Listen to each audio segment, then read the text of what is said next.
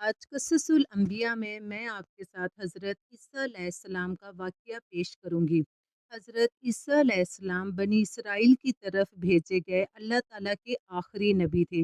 جب حضرت عیسیٰ علیہ السلام کو نبوت ملی تو آپ کی عمر 30 سال تھی، اور جب آپ پر انجیل مقدس نازل کی گئی۔ جب حضرت عیسیٰ علیہ السلام کی عمر 33 سال ہوئی تو آپ کو زندہ آسمانوں کی طرف بحکم اللہ تعالیٰ اٹھا لیا گیا۔ قرآن پاک کی 13 صورتوں میں آپ کا مختلف ناموں سے ذکر موجود ہے۔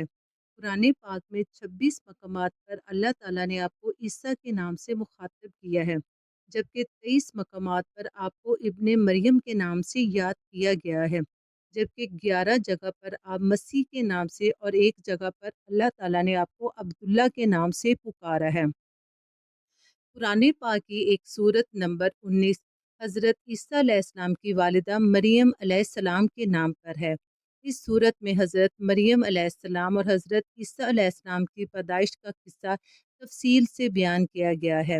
میں آج کی ویڈیو میں آپ کے ساتھ حضرت عیسیٰ علیہ السلام کے وہ 4 بڑے معجزات بیان کروں گی جو بنی اسرائیل کے لوگوں نے آپ سے آپ کی نبوت کی دلیل کے طور پر طلب کیے تھے۔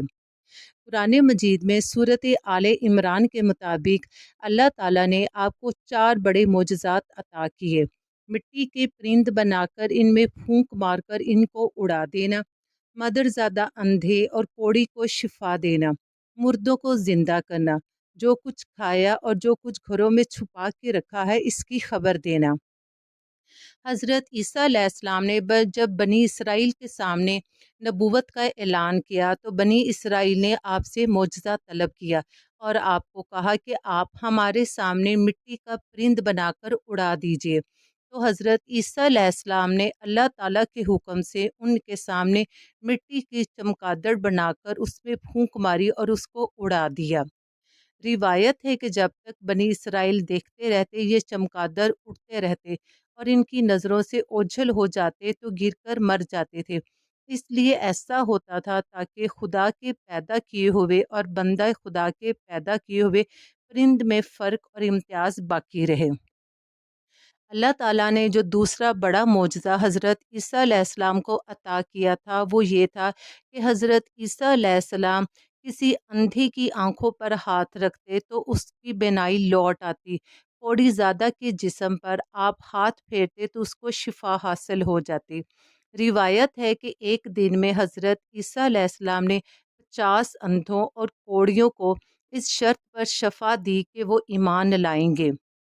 آپ کا تیسرا بڑا معجزہ یہ تھا کہ آپ مردوں کو زندہ کر دیتے تھے۔ اس سلسلے میں سب سے پہلے حضرت عیسیٰ علیہ السلام نے آزر کو زندہ کیا۔ آزر حضرت عیسیٰ علیہ السلام کے ایک مخلص دوست تھے۔ جب ان کا انتقال ہونے لگا تو ان کی بہن نے آپ کے پاس قاصد بھیجا کہ آپ کا دوست مر رہا ہے۔ اس وقت آپ اپنے دوست سے 3 دن کی دوری کی مسافت پر تھے۔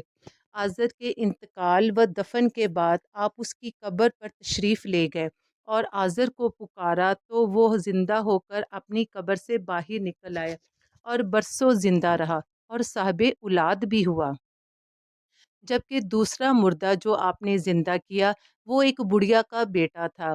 وہ بڑھیا کا ایک آخری ہی سہارا تھا، مگر ناگہانی طور پر اس کا جب جوان بیٹا مر گیا اور لوگ اس کا جنازہ اٹھا کر اس کو دفن کرنے کے لیے لے کر جا رہے تھے تو حضرت عیسیٰ علیہ السلام کا ادھر سے گزر ہوا تو وہ آپ کی دعا سے زندہ ہو کر جنازے سے اٹھ بیٹھا اور کپڑے پہن کر اپنے جنازے کی چارپائی اٹھائے ہوئے اپنے گھر آیا اور مدتوں زندہ رہا۔ اس نے شادی کی اور وہ صاحب اولاد بھی ہوا۔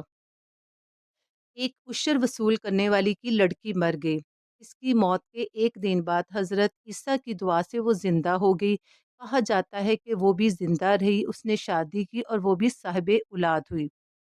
اوپر تینوں مردوں کو جب آپ نے زندہ فرمایا تو بنی اسرائیل کے شریر لوگوں نے کہا کہ یہ تینوں در حقیقت تو مرے ہی نہیں تھے، بلکہ ان پر تو سکتہ طاری تھا، اس لیے وہ ہوش میں آ گئے، لہٰذا آپ کسی پرانے مردہ کو زندہ کر کے ہمیں دکھائیے۔ جس پر آپ نے فرمایا تم لوگ مجھے حضرت نوح علیہ السلام کے بیٹے سام بن نوح کی قبر پہ لے جاؤ۔ حضرت سام بن نوح علیہ السلام کو وفات پائے ہوئے 4 برس کا زمانہ گزر گیا۔ میں ان کو اللہ کے حکم سے زندہ کر دیتا ہوں۔ چنانچہ آپ حضرت سام بن نوح علیہ السلام کی قبر کے پاس جا کر اسم اعظم پڑھا تو وہ فوراً ہی حضرت سام بن نوح علیہ السلام قبر سے زندہ ہو کر نکل آئے اور گھبرا کر پوچھا، کیا قیامت واقعہ ہو گئی ہے؟ پھر وہ حضرت عیسیٰ علیہ السلام پر ایمان لائے۔ پھر تھوڑی دیر بعد ان کا انتقال ہو گیا۔